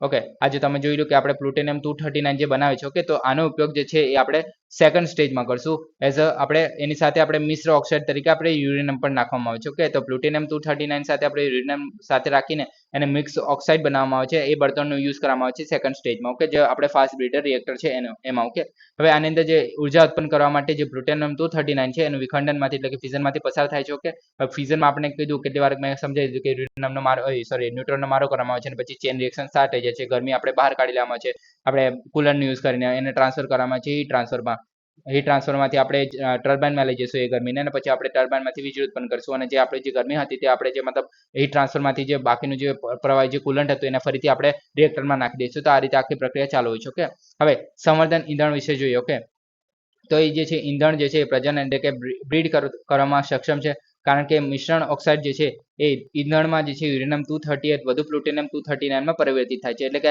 આપણે પ્લુટોનિયમ 239 જે આપણે નાખેલું અને એની સાથે આપણે યુરેનિયમ જે 238 નાખેલું તે બંને ભેગું થઈને મતલબ જે રિએક્શન થઈને ત્યારબાદ એ જે છે એક આપણે પ્લુટોનિયમ 239 જ બને છે. ઓકે, એટલે કે વધારે પડતું પ્લુટોનિયમ 239 બને છે. જેટલો આપણે ઇનપુટ નથી આપતા તેના કરતાં વધારે પ્લુટોનિયમ 239 બનશે, કેમ કે આપણે યુરેનિયમ જે સાથે નાખેલું એનું પણ કન્વર્ઝન થઈ જાય છે પ્લુટોનિયમ 239 માં, એને કારણે. ઓકે, હવે જ્યારે પૂરતા પ્રમાણમાં જ્યારે આપણું પ્લુટોનિયમ 239 હોય છે એ અંદર મતલબ રિએક્ટરમાં જો વધારે પડતું એટલે કે સ્ટોકમાં હશે ત્યારે બ્લેન્કેટ મટીરિયલનો થોરિયમ તરીકે ઉપયોગ કરવામાં આવે છે. ઓકે, હવે બ્લેન્કેટ મટીરિયલ એટલે શું એના વિશે પહેલા જોઈએ. ઓકે, તો બ્લેન્કેટ જે છે એ કોરને ઘેરે છે, એટલે કે જે આપણે યુરેનિયમનું જે કોર હશે, પરમાણુ જે આપણે પરમાણુ કેન્દ્ર હશે, ઓકે, તો એ જે છે એને ઘેરી લે છે અને જે મટીરિયલ જે છે એ ન્યુટ્રોનને પકડે છે. ઓકે, પરંતુ વિભાજનમાંથી પસાર થતું નથી. ઓકે, એટલે કે જે પ્લુટોનિયમ 239 જે ઉપલબ્ધ હોય છે એ રિએક્ટરમાં બ્લેન્કેટ મટીરિયલ તરીકે જ્યારે આપણે થોરિયમ યુઝ કરે છે તો જે પ્લુટોનિયમ છે એના આપણે રિએક્શન એક રીતે થતું થોરિયમનું જે છે એ રિએક્શન નથી થતું, રિએક્શન થાય છે પ્લુટોનિયમનું જ. ઓકે, પણ જે થોરિયમ છે એ ન્યુટ્રોનને પકડી રાખે છે. ઓકે, તો એ જે છે ન્યુટ્રોન જે છે થોરિયમ સાથે ક્રિયા પ્રતિક્રિયા કરે છે અને પછી યુરેનિયમ જે છે 239 માં સ્થાનાંતરિત થાય છે. ઓકે, એટલે કે જે આપણે 238 જે નાખેલું અને પ્લુટોનિયમ પણ નાખેલું. ઓકે, તો આ જે છે થોરિયમ આપણે જ્યારે બ્લેન્કેટ તરીકે આપણે યુઝ કરીએ છીએ ત્યારે જે આપણે ન્યુટ્રોન છે જે આપણે ઉપલબ્ધ થયા છે પ્લુટોનિયમની રિએક્શનથી જે ન્યુટ્રોન છૂટા પડ્યા છે તો એ જે થોરિયમ સાથે પ્રતિક્રિયા કરીને પછી આપણે યુરેનિયમ 233 માં સ્થળાંતરિત એટલે કે રૂપાંતરિત થાય છે. ઓકે, અને જે યુરેનિયમ 233 જે છે, ઓકે, તો એ રિએક્ટરના અનુગામી તબક્કા એટલે કે જે આપણે ત્રીજું સ્ટેજ જોઈશું તેની અંદર આપણે એઝ અ મટીરિયલ એટલે કે આપણે ઈંધણ તરીકે યુરેનિયમ 233 નો આપણે ત્રીજા સ્ટેજમાં યુઝ કરવામાં આવે છે. ઓકે, તો આપણે જોઈ લીધું કે પ્લુટોનિયમ જ્યારે ઉત્પન્ન થાય છે તો આપણે બીજા સ્ટેજમાં યુઝ કરીએ છીએ એનો, અને પ્લુટોનિયમમાંથી આપણે જ્યારે યુરેનિયમ 233 બને છે ત્યારે આપણે એનો ત્રીજા સ્ટેજમાં યુઝ કરીએ છીએ. ઓકે, તો આ રીતે આખી આપણી 3 સ્ટેજની આખી પ્રક્રિયા ચાલે છે. ઓકે, હવે આપણે થર્ડ સ્ટેજની વાત કરીએ તો થોરિયમ આધારિત રિએક્ટર છે. તો ભારતના જે 3 તબક્કામાં પરમાણુ ઉર્જા કાર્યક્રમના ત્રીજા તબક્કામાં યુરેનિયમ જે 233 અને થોરિયમ 233 જે છે એ સ્વ-ટકાઉ રિએક્ટર છે. ઓકે, તો રિએક્ટરની જે વિશેષતાઓમાં જોઈએ તો થર્મલ બ્રીડર રિએક્ટર છે એ તરીકે વર્ગીકૃત રિએક્ટર જે પ્રારંભિક ઈંધણ ચાર્જ બાદ કુદરતી રીતે થોરિયમમાં રિફ્યુલ કરી શકાય છે. ઓકે, એટલે કે આપણે જે થર્મલ બ્રીડર રિએક્ટર હશે તેની અંદર આપણે પ્રારંભિક ઈંધણ તરીકે થોરિયમનો યુઝ કરી શકીએ છીએ. ઓકે, પણ જે બળતણ રચનામાં જોઈએ તો બળતણ તરીકે આપણે થોરિયમ 233 છે એનો પણ યુઝ કરી શકીએ છીએ, અને એ ઉર્જા પ્રદાન કરવા માટે યુરેનિયમ 233 માં રૂપાંતરિત થાય છે. એટલે કે આપણે જે થોરિયમ 233 જે છે, ઓકે, સોરી થોડી બોલવામાં મિસ્ટેક થાય છે. ઓકે, થોરિયમ 232 જે છે એ યુરેનિયમ 233 માં રૂપાંતરિત થાય છે. ઓકે, તો આપણે અલ્ટિમેટલી જે બળતણ છે એ તરીકે આપણે યુરેનિયમ 233 જશે. ઓકે, આની અંદર. ઓકે, હવે ક્ષમતામાં જોઈએ અમેરિકન યોજનામાં જોઈએ તો PHW એટલે પ્રેશરાઇઝ હેવી વોટર રિએક્ટર અને FBR છે એનો ઉપયોગ કરીને ત્રીજા તબક્કામાં જે ભારતના પરમાણુ ઉર્જામાં 10 ગીગાવોટ્સથી આગળ વધવામાં મદદ કરવાની અપેક્ષા છે આનાથી. ઓકે, સમય રેખા જોઈએ તો ફાસ્ટ બ્રીડર રિએક્ટર છે એ દ્વારા વ્યાપારી કામગીરી શરૂ થયા અને 3-4 દાયકા પછી ભારતમાં થોરિયમ અનામતનું સંપૂર્ણ શોષણ થઈ શકે છે. એટલે કે આપણે જે 25% જેટલું થોરિયમ જોવા મળે છે, ઓકે, તેનો આપણે અત્યારે ઇફેક્ટિવલી યુઝ નથી કરી શકતા એને કારણે. ઓકે, હવે ભારતીય પ્રતિવેગ સંચાલિત સિસ્ટમમાં જોઈએ તો કે થોરિયમનો ઉપયોગ કરવા માટે જે US લેબોરેટરી અને ફર્મી લેબ છે એની સાથે ભાગીદારી કરીને નવીન પ્રાયોગિક સંચાલન સિસ્ટમ વિકસાવવામાં આવી છે. ઓકે, હવે એડવાન્સ હેવી વોટર રિએક્ટર છે તો એ જે છે એડવાન્સ હેવી વોટર રિએક્ટર છે એ રિએક્ટર ડિઝાઇન છે. ઓકે, તે જે યુરેનિયમ થોરિયમનો એમઓએક્સ આપણે ઓક્સાઇડ જોઈએ છે. ઓકે, તો એ જે છે મિક્સ ઓક્સાઇડ છે, તો એને પ્લુટોનિયમ થોરિયમ મિક્સ ઓક્સાઇડ છે, એના દ્વારા બનેલા બળતણ પર ચાલે છે અને થોરિયમનો ઉપયોગ કરીને વીજળીના મોટા પ્રમાણમાં ઉત્પાદન કરી શકે એના માટે મતલબ બનાવવામાં આવી રહ્યું છે. ઓકે, તો આપણે આ જોઈ લીધું છે. હવે 3 સ્ટેજ આપણે જોઈ લીધા. ફર્સ્ટ સ્ટેજમાં આપણે જોઈ લો કે જે આપણે યુરેનિયમ હશે એમાંથી આપણે પ્લુટોનિયમમાં કન્વર્ઝન થશે. ઓકે, પછી પ્લુટોનિયમ એ જે છે આપણે સેકન્ડ સ્ટેજમાં ફરીથી મળી શકે છે. યુરેનિયમ 233 પણ મળે છે. ઓકે, હવે યુરેનિયમ 233 સાથે આપણે થોરિયમ પણ નાખશું તો આપણે જે ઇલેક્ટ્રિસિટી જનરેટ થશે પ્લસ યુરેનિયમ 333 જનરેટ થશે. તો આ રીતે આખી પ્રક્રિયા જે છે એ ચાલે છે. આપણે આખે સમજી ગયા. હવે નેક્સ્ટ ટોપિક છે 4D પ્રિન્ટેડ કૃત્રિમ રક્તવાહિની. તો ભારતીય સંશોધકોએ અદ્યતન તબીબી કલમો માટે 4D પ્રિન્ટેડ કૃત્રિમ રક્તવાહિની વિકસાવી છે. ઓકે, તો હવે આની અંદર વાત કરીએ તો 4D પ્રિન્ટિંગ જે છે એ સમયનું પરિમાણ ઉમેરીને 3D પ્રિન્ટિંગ પર બને છે. ઓકે, તો હવે આપણે 2D 3D અને 4D નો ડિફરન્સ ખબર હોવી જોઈએ પહેલા તો. ઓકે, તો 2D માં આપણને ખબર છે કે એક લેન્થ હશે અને એક હાઇટ હશે. ઓકે, તો આ બંને વસ્તુ હશે, એક લેન્થ હશે અને એક હાઇટ હશે. ઓકે, હવે હાઇટ સાથે આપણે વિડ્થ પણ જોડી જોઈએ. ઓકે, એટલે કે 3D બનાવવા માટે આપણે 3 પરિમાણ જોઈએ છે. ઓકે, તો 3 પરિમાણ થઈ ગયા તો આપણે જે 3D આપણે આકાર બની શકાશે. ઓકે, અને 4D માં જે આપણે ટાઈમ સાથે ચેન્જ થાય. ઓકે, તો જે આપણે મટીરિયલ જે બની ગયું છે. ઓકે, ધારો કે આપણે કોઈ સ્ટ્રો બનાવી છે. ઓકે, તો એ જે સ્ટ્રો છે એ સમય સાથે ચેન્જ થતી હોય છે. ઓકે, એટલે કે મતલબ એનો અથવા લંબાઈમાં વધારો થાય અથવા તો બીજું કોઈ ચેન્જીસ થતા હોય જો સ્ટ્રોમાં. ઓકે, તો એને આપણે 4D કહીશું. ઓકે, તો આ રીતે જે છે આખી કામ કરે છે. ઓકે, હવે 4D પ્રિન્ટિંગમાં સમયનું પરિમાણ ઉમેરે છે, એટલે કે સમય સાથે એ જે છે પોતાનામાં ચેન્જીસ કરી શકે છે. ઓકે, હવે જે આપણે અહીંયા કીધું છે કે રક્તવાહિની બનાવી છે. ઓકે, હવે એક રીતે મતલબ ત્યાં ને ત્યાં સ્થિર રહેતી હોય તો એનો કોઈ મતલબ નથી. ઓકે, તો એ જે છે સમય સાથે ચેન્જ થતી હોય તો એ વધારે ઇઝી મતલબ મનુષ્ય માટે એક રીતે ફાયદાકારક રહેશે. ઓકે, હવે 3D પ્રિન્ટિંગ અથવા તો એડિટિવ મેન્યુફેક્ચરિંગ, હવે આ ખબર હોવી જોઈએ કે એડિટિવ મેન્યુફેક્ચરિંગ અને આપણે ડિસ્કાર્ડિંગ અથવા તો જે ડિટેક્ટિવ મેન્યુફેક્ચરિંગ જે કોને કહેવામાં આવે છે. કે હવે એડિટિવ મેન્યુફેક્ચરિંગમાં શું કરવામાં આવે છે તો કે જ્યારે આપણે કોઈ લેયર બાય લેયર વસ્તુ બનાવે છે, ધારો કે આપણે એક ઈંટ મૂકી, પછી બીજી ઈંટ મૂકી, પછી આપણે જે દિવાલ બનાવે છે એક એક ઈંટ કરીને. ઓકે, તો તેને આપણે એક રીતે એડિટિવ મેન્યુફેક્ચરિંગ કહી શકીએ છીએ. ઓકે, અને આપણે જે ડિડક્ટિવ અથવા મેન્યુફેક્ચરિંગ કોને કહેવામાં આવે છે તો આપણે જે જૂની મેથડ છે, ધારો કે આપણે કોઈ લાકડું છે એમાંથી આપણે કોઈ મસ્ત વસ્તુ બનાવવાની છે. ઓકે, તો આપણે એનું કામ કરશું એના પર કે ઘસશું એને.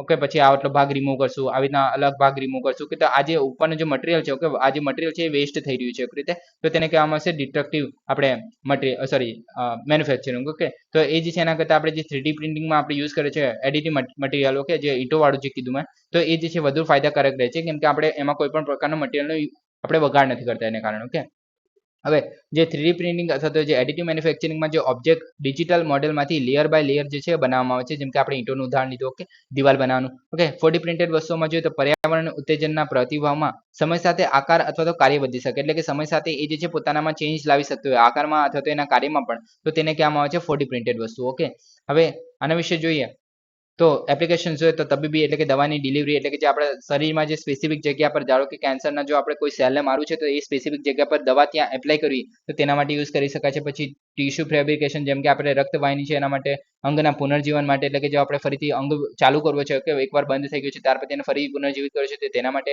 પછી સોફ્ટ રોબોટિક્સ, તેની લવચિકતા એટલે કે જે આપણે મતલબ એને ફ્લેક્સિબિલિટી આપવા માટે, કેમ કે આપણને ખબર છે કે રોબોટ કેટલા એકદમ મજબૂત હોય છે, એટલે મતલબ એકદમ કડક કડક હોય છે. ઓકે, તો એને લવચિક બનાવવા માટે વિકૃતિ ક્ષમતા રોબોટિકની એપ્લિકેશનનું અનુરૂપ છે. ઓકે, પછી એરોસ્પેસમાં જે ઓછી કિંમતના જે ટકાઉ ભાગોને સક્ષમ કરે છે આત્યંતિક પરિસ્થિતિઓમાં, દાખલા તરીકે નિટિનોલ એલોય મેન્યુફેક્ચરિંગ છે એમાં પણ આપણે અનુકૂલન કરીએ છીએ. ઓકે, પછી અન્યમાં જોઈએ તો સેન્સર્સમાં છે, લવચિક ઇલેક્ટ્રોનિક્સ છે, સક્રિય ઓરોગામી આર્ટ્સ છે. ઓરોગામી આર્ટ્સ એટલે તમને ખબર છે કે આપણે જે નાવડી બનાવે છે તેને કહેવામાં આવે છે ઓરોગામી આર્ટ. ઓકે, તો એ જે સ્વવિકસિત માળખા છે તો એવા બધામાં આપણે એનો ઉપયોગ કરી શકીએ છીએ. ઓકે, ફાયદા જોઈએ તો પરંપરાગત જે 3D પ્રિન્ટિંગ છે બહારના અનુકરણની બંધારણો બનાવે છે. ઓકે, એટલે કે હવે 3D પ્રિન્ટિંગ કરતા એક રીતે વધારે એક સ્ટેપ આગળ ગઈ શકો. ઓકે, પછી સામગ્રીમાં બગાડને ઘટાડે છે. ઓકે, પછી જે જટિલ ડિઝાઇન ફેબ્રિકેશન, એટલે કે જે સ્ટીરિયો લિથોગ્રાફી, આ જે છે આપણે 3D પ્રિન્ટિંગ બનાવવા માટે આપણે સ્ટીરિયો લિથોગ્રાફીનો યુઝ કરવામાં આવે છે. ઓકે, પણ જે છે ફોજી તકનીકો જે અસરકારક રીતે જટિલ ડિઝાઇનનું ઉત્પાદન કરી શકાય છે. ઓકે, હવે પડકારોમાં જોઈએ તો વિશ્વભરમાં જે કેટલીક સંસાધનો જે સંસ્થાઓ છે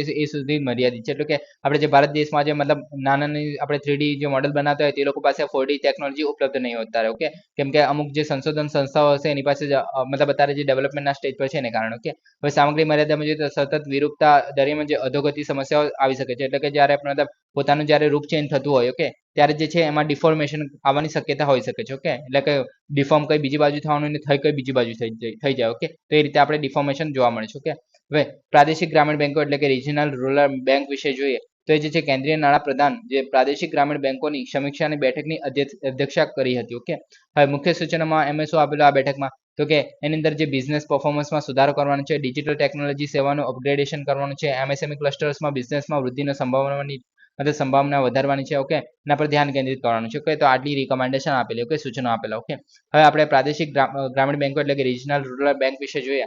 તો એ જે છે નરસિંહા વર્કિંગ ગ્રુપ છે એના દ્વારા 1975 એની ભલામણ કરવામાં આવેલી આરઆરબી ની, અને એ જે છે આરઆરબી એક્ટ 1987 હેઠળ સ્થપાયેલી. ઓકે, તો આ ખાસ યાદ રાખવું, આ ઇમ્પોર્ટન્ટ પોઈન્ટ છે. ઓકે, કોના દ્વારા રિકમેન્ડ કરેલું? તો નરસિંહા વર્કિંગ ગ્રુપ દ્વારા. ઓકે, 1975. ઓકે, હવે એ જે છે વાણિજ્યિક સંસ્થા છે. ઓકે, હવે ઉદ્દેશ્ય જોઈએ તો કૃષિ અને અન્ય ગ્રામીણ ક્ષેત્રો માટે બેન્કિંગ અને ધિરાણની સુવિધા આપે છે. ઓકે, તો બેન્કિંગની સુવિધા આપે છે, અને જે આપણે ગામડામાં જે ધિરાણ છે એની સુવિધા આપે છે. હવે આપણને ખબર છે પીએસએલ વાળું તમને ખબર છે, પ્રાઇવેટ સેક્ટર લેન્ડિંગ. ઓકે, તો sorry, priority sector landing. Okay, તો પ્રાયોરિટી સેક્ટર લેન્ડિંગમાં તમને ખબર છે કે જે આપણે કમર્શિયલ બેંક છે અથવા તો જે કમર્શિયલ બેંક છે એ 40% સુધીને પીએસએલમાં આપણે કોન્ટ્રીબ્યુટ કરતી હોય છે, પણ જ્યારે આપણે રિજનલ રૂરલ બેંકની વાત કરીએ તો 75% જેટલું, એટલે કે ધિરાણ અથવા તો લોન જે છે એ 75% જેટલો ગામડાના લોકોને આપવું જ જરૂરી છે. આ લોકોનો ટાર્ગેટ જ હોય છે કે ગામડાના લોકોને સર્વ કરવું. ઓકે, જે આપણે જે લોકોનું જે આપણે ઇન્ક્લુઝન કરવાનું છે, જેને શું કહેવામાં આવે છે? સામાજિક ઇન્ક્લુઝન. ઓકે, તો એને કહેવામાં આવે છે. ઓકે, તો એ કરવાનું છે આમનું. ઓકે, મેઇન કામ. ઓકે, આગળ જોઈએ તો કે જે માલિકી અને માળખું જોઈએ તો ભારતમાં જે હાલ જે છે 43 આરઆરબી છે. ઓકે, એમાંથી ભારત સરકાર, રાજ્ય સરકાર અને પ્રાયોજિક કોમર્શિયલ બેંકો છે એની સંયુક્ત માલિકીના 50, 15 અને 35 ના રેશિયોમાં છે. આ યાદ રાખવાની જરૂર નથી. ઓકે, હવે 43 બેંકો છે પણ યાદ રાખવાની જરૂર નથી. ઓકે, આરઆરબી જે છે એ અનુસૂચિત વાણિજ્ય બેંકો છે, એને આરબીઆઈ દ્વારા નિયંત્રિત અને નાબાર્ડ દ્વારા દેખરેખ રાખવામાં આવે છે. ઓકે, તો હવે આ વસ્તુ યાદ રાખવા જેવી છે, ઇમ્પોર્ટન્ટ છે, કેમ કે જે આપણે આવું પૂછાઈ શકે છે કે આરઆરબી છે જે કોના દ્વારા રેગ્યુલેટ થાય છે. ઓકે, તો નાબાર્ડ દ્વારા, એટલે કે જ્યારે જો આરઆરબી એ કંઈ પૂછવું હોય, એટલે કે આપણે તરત કોઈને માંગ કરવી હોય, એટલે કે તરતના જો કોઈ નજીકના વ્યક્તિને પૂછવું હોય તો એ નાબાર્ડને પૂછશે કંઈ પણ વસ્તુ હશે તો. ઓકે, અને જ્યારે અલ્ટિમેટ રેગ્યુલેટર તરીકે, એટલે કે છેલ્લામાં છેલ્લું જે ઓથોરિટી છે એ આરબીઆઈ છે. ઓકે, તો આપણે તરતનું જે દેખરેખ રાખવાનું કામ જે છે નાબાર્ડ દ્વારા થાય છે. ઓકે, અને જે અલ્ટિમેટ રેગ્યુલેટર તરીકે આરબીઆઈ છે. તો આ ખાસ પોઈન્ટ યાદ રાખો. ઓકે, પછી જ્યારે મુખ્યત્વે ગ્રામીણ વિસ્તારોમાં જોવા મળે છે, પણ શહેરી વિસ્તારોમાં પણ શાખા સ્થાપી શકાય છે આની. ઓકે, હવે આના આરઆરબી નું મહત્વ જોઈએ તો પહેલા તો હું શું કામ કરે છે તો કે નબળા વર્ગના નાણાકીય સમાવેશ કરે છે, જેને આપણે મેં કીધું કે public sector priority sector landing જે કહીએ છીએ તે છે. ઓકે, 75% જેટલું કરવાનું છે. ઓકે, તો ત્યારબાદ છે ગ્રામીણ અને જે કૃષિ છે એના વિકાસ માટેનું કામ કરે છે, રોજગારીની તકોને પેદા કરવાનું કામ કરે છે, બચતની ગતિશીલતા વધારે છે, સરકારી સેવાની પહોંચને વિસ્તૃત કરવાનું કામ કરે છે, વેતન આપે છે, જેમ કે મનરેગાની જે આપણે સ્કીમ છે એની અંદર. ઓકે, ડિજિટલ બેન્કિંગ સુવિધા પ્રોવાઈડ કરે છે, સામાજિક અને આર્થિક ન્યાયની ખાતરી કરવાનું કાર્ય કરે છે. ઓકે, જેમ કે સિટીમાં અવેલેબલ છે તો આપણે ગામડાને પણ મળવું જોઈએ એ રીતે. ઓકે, એક સામાજિક જે ન્યાય છે એની સામાજિક અને આર્થિક ન્યાય છે એની વ્યવસ્થાનું કામ કરે છે. ઓકે, હવે પડકારો જોઈએ એની સામે તો સંકલનનો અભાવ છે, અસમાન વિતરણ તરફ દોરી જાય છે. ઓકે, અમુક વાર પછી જે ડિપોઝિટ મોબિલાઇઝેશન મુશ્કેલીઓ જોવા મળે છે, કે સમૃદ્ધ જે ગ્રામીણ વસ્તી છે એના બાકા ડિપોઝિટ સંગ્રહને અસર કરે છે. ઓકે, પછી વધુ અસરકારક જે શહેરી નોકરીઓ છે એને કારણે ઉચ્ચ એટ્રિશન જોવા મળે છે. ઓકે, એટલે કે માનવ સંસાધન છે મોસ્ટલી સિટીમાં ટ્રાન્સફર થતા જોવા મળે છે. ઓકે, એટલે ગામડામાં મોસ્ટલી વધારે, મતલબ લોકો તો મોસ્ટલી વધારે અત્યારે ગામડામાં જ રહે છે, પણ જે આપણે જેનું ઇન્ક્લુઝન કરવાનું હોય છે, કે જે ભણેલા ગણેલા હોય છે તે મોસ્ટલીમાં સિટીમાં જતા રહે છે એના કારણે. ઓકે, પછી વ્યાજ દરની સ્પર્ધા જોવા મળે છે, કેમ કે જે કમર્શિયલ બેંકો છે એ નબળા વર્ગો માટે નીચા દરે ઓફર કરે છે. એટલે કે જે આપણે ધારો કે જે કમર્શિયલ બેંક છે, એટલે ધારો કે આપણે બીઓબી લઈ લઈએ. ઓકે, બેંક ઓફ બરોડા લઈએ તો ધારો કે 8% હોમ લોન આપતી હોય. કે તો આરઆરબી રિજનલ રૂરલ બેંક છે એને 7% આપવું પડે, બાકી એ લોકો નહીં લે. ઓકે, એ 8% વાળા પાસેથી લેશે. જો 9% આરઆરબી આપતી હશે તો એની જગ્યાએ 7% આપવું પડે, તો એ વ્યાજ દેશે. ઓકે, અને પાસેથી. ઓકે, હવે આગળનો રસ્તો જોઈએ તો માળખાકીય એકીકરણ, એટલે કે એકીકરણ દ્વારા કાર્યક્ષમતામાં સુધારો કરવા જોઈએ. પછી આરઆરબી માટે મૂડીમાં વધારો કરવો જોઈએ, નિયમિત સમીક્ષા અને કૌશલ્ય વિકાસ કરવા જોઈએ. ઓકે, તો આ બધું કરવાની જરૂર છે આરઆરબી માટે. ઓકે, હવે નેક્સ્ટ છે યુરોપમાં પ્રકૃતિ પુનઃસ્થાપન કાયદો. ઓકે, તો આના વિશે જોઈએ તો એ જે છે પ્રથમ ખંડવ્યાપી કાયદો છે યુરોપ માટેનો. ઓકે, તો આખું જે યુરોપ છે એને કવર કરતો એક પ્રથમ ખંડવ્યાપી કાયદો છે. ઓકે, 2030 સુધીમાં 20% અધોગ્રસ્ત જે ઇકોસિસ્ટમ છે એને પુનઃસ્થાપિત કરવાનું છે, અને 2050 સુધીમાં સંપૂર્ણ જે પુનઃસ્થાપનનું હાંસલ કરવાનું છે. કે આનું લક્ષ્યાંક છે. ઓકે, તો આ બે લક્ષ્યાંકો આપવામાં આવે છે કે 20% છે એ 2023 સુધીમાં હાંસલ કરવાના છે, અને 2050 સુધીમાં જે સંપૂર્ણ જે આપણે વૃક્ષો કપાઈ ગયા છે તો બીજું કંઈ થયું છે અને આપણે ફરીથી રિસ્ટોર કરવાનું છે. ઓકે, હવે સભ્ય દેશોમાં 1 સપ્ટેમ્બર 2026 સુધીમાં રાષ્ટ્ર પુનઃસ્થાપન યોજના તૈયાર કરવાની જરૂર છે. એટલે કે દરેક દેશોએ, દરેક જેટલા પણ દેશો છે આની અંદર યુરોપિયન યુનિયનમાં. ઓકે, તેની અંદર 1 સપ્ટેમ્બર 2026 સુધીમાં આના જે લક્ષ્યો છે એ આપવાના છે. ઓકે, બધા દેશોએ પોતપોતાના. ઓકે, હવે નેચુરા 2000 નેટવર્ક છે એ સંરક્ષિત વિસ્તારોમાં યુરોપિયન યુનિયન છે એના વ્યાપી નેટવર્કના સંરક્ષણને પ્રાથમિકતા આપે છે. ઓકે, હવે આગળ જોઈએ તો કાયદેસર રીતે બંધન કરતા લક્ષ્યમાં જોઈએ તો 2030 સુધીમાં 30% જે દરિયાઈ કાંઠાના મીઠાના પાણીના જે ડ્રેનેજ વેટલેન્ડ્સ છે, દરિયાઈ ઇકોસિસ્ટમ છે એને પુનઃસ્થાપિત કરવાનું છે. 25,000 કિલોમીટરની જે નદીઓ છે એને મુક્ત વહેતી સ્થિતિમાં પુનઃસ્થાપિત કરવાની છે.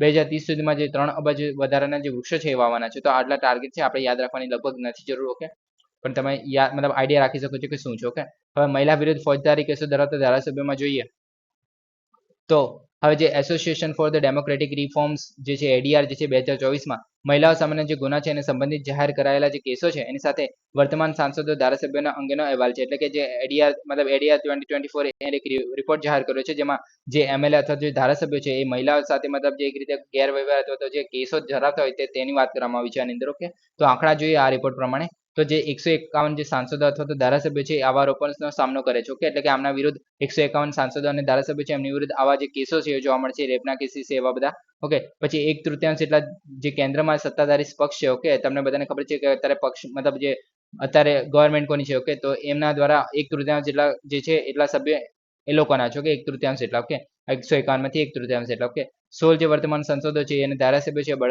બળાત્કાર સંબંધિત કેસોનો જાહેર કર્યા છે ઓકે તો 16 જેટલા વર્તમાન સાંસદો ઓકે હવે એડીઆને ભલામણ જોઈએ તો આવા આરોપો ધરાવતા જે ઉમેદવારો છે એને ટિકિટ આપવાનું ટાળવાનું જો હોવું જોઈએ ઓકે પછી ફાસ્ટ ટ્રેકિંગ કોર્ટના કેસો એટલે કે જે આ જે આમના પર જે અથવા જૂઠા કેસ હોઈ શકે છે ઓકે એક રીતે જોવા જઈએ તો ઓકે તો જૂઠા કેસના પટાવટ માટે પણ કાનૂની જે કાર્યવાહી ઝડપ બનાવવા માટે જે ફાસ્ટ ટ્રેક કોર્ટ છે એનો આપણે ઉપયોગ કરી શકાય છે ઓકે આની અંદર હવે નેક્સ્ટ છે 13 હર્ટ્ઝ તરંગો તો જે 0.1 થી 10 હર્ટ્ઝ છે ઓકે તો એ જે છે આવર્તનમાં જે શ્રેણીમાં ઇલેક્ટ્રોમેગ્નેટિક તરંગો ઉલ્લેખિત કરે છે ઓકે હવે સ્પેક્ટ્રમના માઇક્રોવેવ જે છે અને ઇન્ફ્રારેડ પ્રદેશો વચ્ચે આવેલું છે કે તમે જોઈ શકો છો તો જે આપણે પહેલા તો આવર્તન તમને ખબર છે ઓકે તો ફ્રીક્વન્સી જ્યારે આપણે વધે છે ઓકે ફ્રીક્વન્સી ઓછી હોય ત્યારે વેવલેન્થ વધારે હોય છે અને વેવલેન્થ જ્યારે ઓછી હોય છે ત્યારે ફ્રીક્વન્સી વધારે હોય છે કે તો જે આપણે ગામા કિરણો છે એના જે ફ્રીક્વન્સી છે એ આપણે સોરી ફ્રીક્વન્સી જે છે સૌથી વધારે હશે અને વેવલેન્થ જે છે સૌથી ઓછી હશે અને જે આપણે રેડિયો વેવ્સ કહીએ છીએ તો એ જે છે એમાં જે ફ્રીક્વન્સી છે સૌથી ઓછી હશે અને વેવલેન્થ જે છે એ સૌથી વધારે હશે ઓકે તો આ થઈ ગયું આપણે હવે આમાં જોઈએ તો પહેલા આવશે આપણે રેડિયો તરંગો જોવા મળે છે પછી માઇક્રોવેવ જોવા મળે છે પછી આ જે ટેરાઝેટ જોવા મળે છે ઓકે પછી ઇન્ફ્રારેડ જોવા મળે છે પછી વિઝિબલ જે આપણે જોઈ શકીએ છીએ તે રેન્જ જોવા મળે છે પછી અલ્ટ્રાવાયોલેટ જોવા મળે છે એક્સરે જોવા મળે છે અને ગામા કિરણ જોવા મળે છે તો આ રીતે આપણી આખી ચાલે છે ઓકે હવે ટીસેટ્સની એપ્લિકેશન જોઈએ તો અર્થ એક્સપ્લોરેશન સેટેલાઇટ છે એના માટે યુઝ કરી શકાય છે રેડિયો ખગોળશાસ્ત્રમાં યુઝ કરી શકાય છે જેમ કે આપણે ટીવી જોવા માટે પણ આપણે જે ટીવી વેવ્સ રેડિયો વેવ્સનો ઉપયોગ કરીએ છીએ તો એ રીતે આપણે અલગ અલગ જગ્યા આ જે વેવ્સ છે એનો આપણે ઉપયોગ કરી શકીએ છીએ ઓકે પછી હાઈ સ્પીડ ડેટા ટ્રાન્સફર સક્ષમ કરે છે ઓકે પછી ઘણા વિસ્ફોટક સામગ્રીને શોધવા માટે પણ આનો યુઝ કરી શકાય છે શરીરની સપાટીના નિદાન માટે પણ આપણે કે સ્કિનમાંની જો કંઈ આપણે ડિસીઝ હોય તો તેના નિરાકરણ માટે પણ આનો યુઝ કરી શકાય છે ઓકે પછી TRAI એટલે કે telecom regulatory authority of India વિશે જોઈએ તો એ જે સોરી એની ભલામણ વિશે જોઈએ તો 13 હર્ટ્ઝ એક્સપેરિમેન્ટલ ઓથોરાઇઝેશન જે છે એનો પ્રસ્તાવ મૂક્યો છે અને જે છે હર્ટ્ઝ 13 હર્ટ્ઝ છે બેન્ડમાં રિસર્ચ એન્ડ ડેવલપમેન્ટ પરીક્ષણ અને નવીનતામાં જે પ્રોત્સાહન છે એને કરે છે ઓકે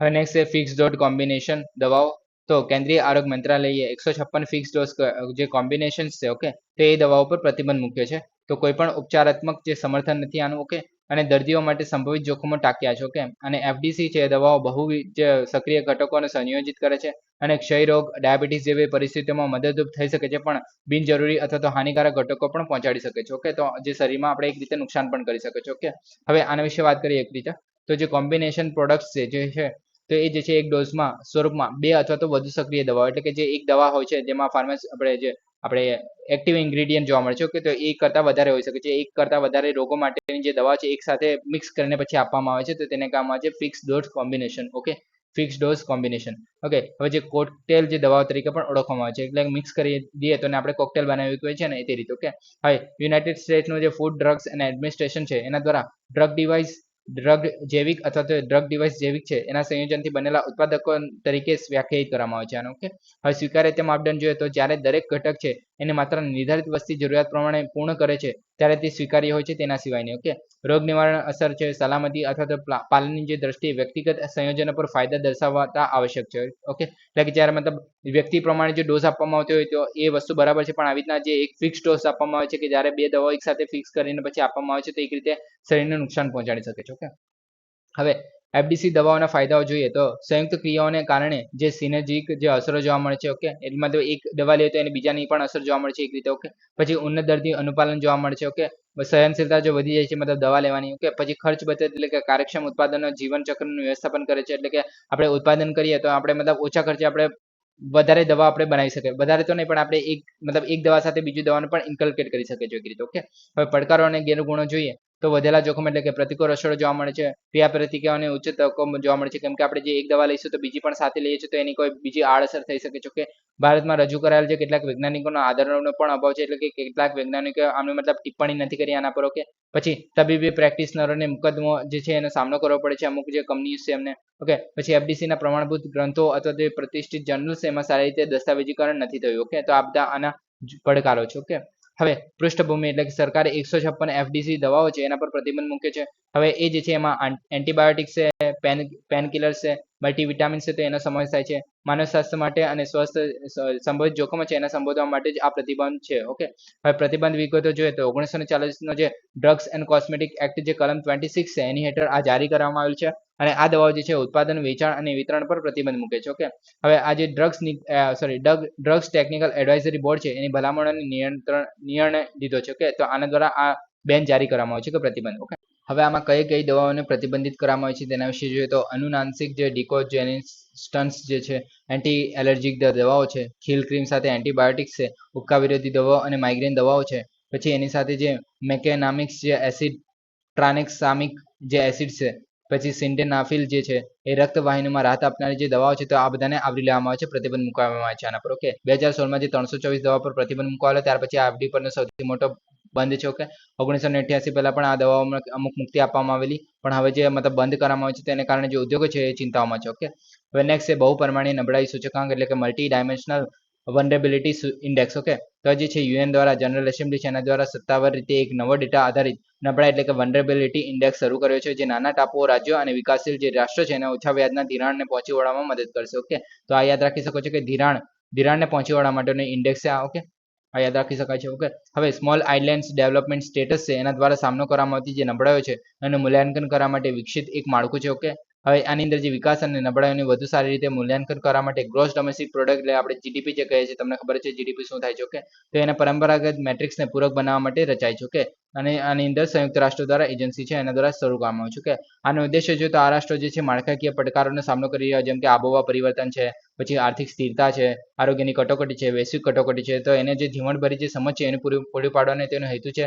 હવે એમવી એટલે કે મલ્ટી ડાયમેન્શનલ વનેબિલિટી ઇન્ડેક્સ એ વિશ્વના બેંકો અને આંતરરાષ્ટ્રીય જે નાણાકીય ભંડોળ 2023ની વાર્ષિક મીટિંગ દરમિયાન લોન્ચ કરવામાં આવેલું અને જે છે alliance of the small Iceland status છે અને યુએન દ્વારા વ્યાપક હિમાયત બાદ કરવામાં આવ્યું હતું. ઓકે, તો આ જે મીટિંગ હતી તેની અંદર આપવામાં આવેલું. ઓકે, પૃષ્ઠભૂમિ જોઈએ તો ઐતિહાસિક રીતે જે એસઆઈડીસ છે. ઓકે, તો મતલબ જે આપણે સ્મોલ જે મતલબ આઇસલેન્ડ જોવા મળે છે તેની માથાદીઠ ગ્રોસ નેશનલ ઇન્કમ છે હવે પરંપરાગત જે પગલા સાથે સંઘર્ષ કર્યો છે તો તેમની અનન્ય જે નબળાઈઓ છે એને પર્યાપ્ત રીતે પકડી શકતા નથી. ઓકે, તો એના માટે છે ઓકે મલ્ટી ડાયમેન્શનલ વનરેબિલિટી ઇન્ડેક્સ એ માત્ર આવકના માપદંડ પર આધાર રાખવાને બદલે આર્થિક, પર્યાવરણ અને જે સામાજિક નબળાઈ છે એને બહુવિધ પરિણામોને ધ્યાનમાં લે છે અને આ અંતરને દૂર કરવા માટે પ્રસ્તાવિક કાર્યક્રમો કરે છે. ઓકે, હવે ટકાઉ વિકાસ પહેલ માટે જોઈએ તો રાહત, ધિરાણ અને સમર્થનને પહોંચને સુધારવા માટે આ પણ મહત્વપૂર્ણ છે. ઓકે, પછી જે માળખાકીય નબળાઈમાં આયાત નિર્ભરતા છે, આત્યંતિક જે હવામાનનો સંપર્ક છે, રોગચાળાનો સમાવેશ થાય છે, તો આ બધાનો સમાવેશ થાય છે આની અંદર નબળાઈઓમાં. કે પછી આર્થિક અને પર્યાવરણની સ્થિતિસ્થાપકતામાં પ્રાદેશિક ચિંતા છે, શરણાર્થીઓની કટોકટી છે, વસ્તી વિષયક દબાણ છે, સંસાધનોની ઉપલબ્ધતા જેમ કે પાણી, ખેતી લાયક અને જમીન છે,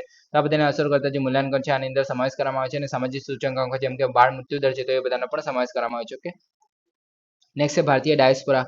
તો બીસીજી અને જે ઇન્ડિયન ડાયસ્પોરા અહેવાલ જે યુએસએ સોસાયટીમાં જે ભારતીય અમેરિકન યોગદાન છે એને પ્રકાશિત કરે છે અને યુએસએની જે વસ્તી છે માત્ર 1.5% હોવા છતાં ભારતીય ડાયસ્પોરા જે છે દેશમાં નોંધપાત્ર યોગદાન આપ્યું છે. ઓકે, તો ભારતીય ડાયસ્પોરા વિશે જોઈએ તો તમે જોઈ શકો છો આ ડેટા લગભગ વધારે જૂનો નથી, 2020નો છે. ઓકે, તો એની અંદર તમે જોઈ શકો છો કે 29.8 લાખ જેટલા મલેશિયામાં છે, મ્યાનમારમાં 20 લાખ જેટલા ઇન્ડિયન લોકો છે, શ્રીલંકામાં 16 લાખ છે. ઓકે, તો આ બધા અલગ અલગ જોવા મળે છે. અમેરિકામાં 44 લાખ છે. અત્યારે આપણે થોડા ટાઈમ પહેલા જોયેલું કોરોના ટાઈમ પછી કે 80 લાખ જેટલા લોકોએ એક સાથે આપણે ઇન્ડિયા છોડી દીધેલું. ઓકે, એ રીતે. ઓકે, આર્થિક અસરમાં જોઈએ તો સીઈઓ અને બિઝનેસ લીડર્સમાં જોઈએ તો જે 16 જેટલા ફોર્ચ્યુન્સ અને 500 જેટલી કંપનીઝમાં આપણે ઇન્ડિયાના જે સીઈઓ જોવા મળે છે જેમ કે સત્ય નાડેલા જે માઇક્રોસોફ્ટના સીઈઓ છે, શાંતનુ નારાયણ જે એડોબ જે આપણે ફોટોશોપ વાળું જે છે એડોબ જે છે તો એની અગ્રણી હસ્તીઓ છે. ઓકે, સાંસ્કૃતિક પ્રભાવમાં જોઈએ તો તહેવાર જેમ કે દિવાળી છે, હોળી છે ત્યાં ઉજવવામાં આવે છે અને સાંસ્કૃતિક આદાન પ્રદાન જોવા મળે છે તેને કારણે રશિયામાં જેમ કે વિકાસ ખન્ના છે તે સેફ વૈશ્વિક સ્તરે ભારતીય ભોજનનું પ્રદર્શન કરી રહ્યા છે. ત્યારબાદ આપણે વેલનેસ પ્રેક્ટિસમાં જોઈએ તો દીપક ચોપરા જેવી વ્યક્તિઓ છે ભારતીય પરંપરા અને મૂળ વેલનેસને પ્રોત્સાહન આપી રહ્યા છે. ઓકે, પછી નવીનતા અને સંશોધન વિકાસમાં જોઈએ તો યુએસએના 30% જેટલા વૈજ્ઞાનિકો છે પ્રકાશનમાં ભારતીય અમેરિકન સહલેખો છે. ઓકે, પછી જે હરગોવિંદ ખોરાના, અભિજીત બેનર્જી અને જે મંજુલ ભાર્ગવ જેવા જે વિચારકો છે. ઓકે, પછી સરકારી અને જાહેર સેવામાં જોઈએ તો ભારતીય મૂળના જે પ્રથમ મહિલા ઉપરાષ્ટ્રપતિ છે કમલા હેરિસ છે, ઓકે, અત્યારે જે રાષ્ટ્રપતિ માટે ઉભા રહી રહ્યા છે હાલમાં, ઓકે, તે એ છે, ઓકે. પછી બોબી જિંદાલ જે પ્રથમ ભારતીય અમેરિકન ગવર્નર છે, ઓકે. હવે ભારત માટે આર્થિક લાભોમાં જોઈએ તો રેમિટન્સ આપણને પહેલા ખબર હોવી જોઈએ. રેમિટન્સ એટલે શું કે જ્યારે આપણો ભારતીય વ્યક્તિ છે બીજા કોઈ દેશમાં રહે છે અને ત્યાંથી જે ઇન્ડિયામાં જે પૈસા મોકલે છે ડોલરમાં, ઓકે, તો મતલબ ડોલરમાં મોકલે છે પણ આપણે જે કન્વર્ટ થઈને આપણા પાસે આવે છે, ઓકે, રૂપિયામાં, ઓકે, જે ડોલર હશે તે આપણે આરબીઆઈ રાખી લેશું, ઓકે. તો એ જે છે આપણે મતલબ જે રેમિટન્સ આવે છે મતલબ જે પૈસા મોકલે છે તેને રેમિટન્સ કહેવામાં આવે છે, ઓકે. હવે આજે જે ટોચ સ્ત્રોત છે, ઓકે, જે 2022-23માં જોઈએ તો કુલ $113 બિલિયન ડોલરમાંથી $26 બિલિયન નું યોગદાન, એટલે કે આપણે ટોટલ જે છે 113 બિલિયન આવેલું રેમિટન્સ બધા દેશોમાંથી અને 26 બિલિયન જેટલું જે છે એ ખાલી યુએસએ માંથી આવેલું, ઓકે. ફોરેન ડાયરેક્ટ ઇન્વેસ્ટમેન્ટ પણ જોવા મળે છે, ઓકે. એફડીઆઈ જે કંપનીઓ છે 2000 થી વધુ જે 63 બિલિયનનું રોકાણ કરે છે આપણે ઇન્ડિયામાં, ઓકે. પછી મગજનો લાભ જેમ કે આપણે ભારતીય યુનિકોર્ન્સમાં લગભગ 20% જે યુએસએ ને ઉચ્ચ શિક્ષણ પૃષ્ઠભૂમિ ધરાવતા જે સહસ્થાપક જોવા મળે છે, જેમ કે ફોન પે ના જે રાહુલ ચારી છે, હર્ષ જૈન જે Dream11 ના ભાવિ શેઠ છે, ઓકે, તો આ બધા જોવા મળે છે, ઓકે. પછી રાજકીય પ્રભાવ જોઈએ તો જે મુત્સદ્દેગીરી અને લોબિંગ એટલે કે જે ભારતીય યુએસમાં નાગરિકોમાં પરમાણુ કરારનો સમાવેશ થાય છે, ઓકે. વૈશ્વિક સંસ્થામાં જેમ કે ગીતા ગોપીનાથ છે, રોગારામ રાજન છે, સૌમ્ય સ્વામીનાથન છે જેવા ભારતીય ડાયસ્પોરા જે સભ્યો છે એ મુખ્ય ભૂમિકા ભજવે છે ત્યાં, ઓકે. પછી સાંસ્કૃતિક મુત્સદ્દેગીરી અને નરમ શક્તિમાં જોઈએ તો યોગ જે છે 10માંથી એક અમેરિકન જે છે યોગા કરે છે 2023 મુજબ, ઓકે. પછી જે ભોજન અને આયુર્વેદિક જોવા મળે છે પરંપરાગત જે વૈશ્વિક સ્તરે ફેલાઈ રહ્યો છે ત્યારે, ઓકે. પછી નિસાર અને આઈસેટ જેવા જે પ્રોજેક્ટ છે એ સંયુક્ત સંશોધનને પ્રોત્સાહન આપે છે, ઓકે. ડાયસ્પોરા સગાઈ માટે ભારત દ્વારા પહેલ તો જે આપણે અહીંયા નો નથી, નો ઇન્ડિયા છે, ઓકે, KNOW વાળું છે, નો, ઓકે. નો ઇન્ડિયા પ્રોગ્રામ જે છે એ વિદેશ મંત્રાલય દ્વારા આયોજિત છે, ઓકે. પછી પ્રવાસી ભારતીય દિવસે આપણે 9 જાન્યુઆરી ઉજવવામાં આવે છે, કેમ ઉજવવામાં આવે છે તે કોમેન્ટ કરીને મને કહેજો, ઓકે. 2 વર્ષમાં એકવાર ઉજવવામાં આવે છે, સોરી, હા, 2 વર્ષે એકવાર ઉજવવામાં આવે છે, ઓકે. ભારતીય સમુદાય કલ્યાણ ફંડ જે છે તેઓ ડાયસ્પોરા કલ્યાણને સહાયક છે, ઓકે. તો આ બધા આપણે ઇનિશિયેટિવ છે આપણે ડાયસ્પોરાને હેલ્પ કરવા માટે, ઓકે. સો ગાઈઝ આજ માટે આટલું જ. Please subscribe, like and share. Thank you for listening. જય હિન્દ, વંદે માતરમ.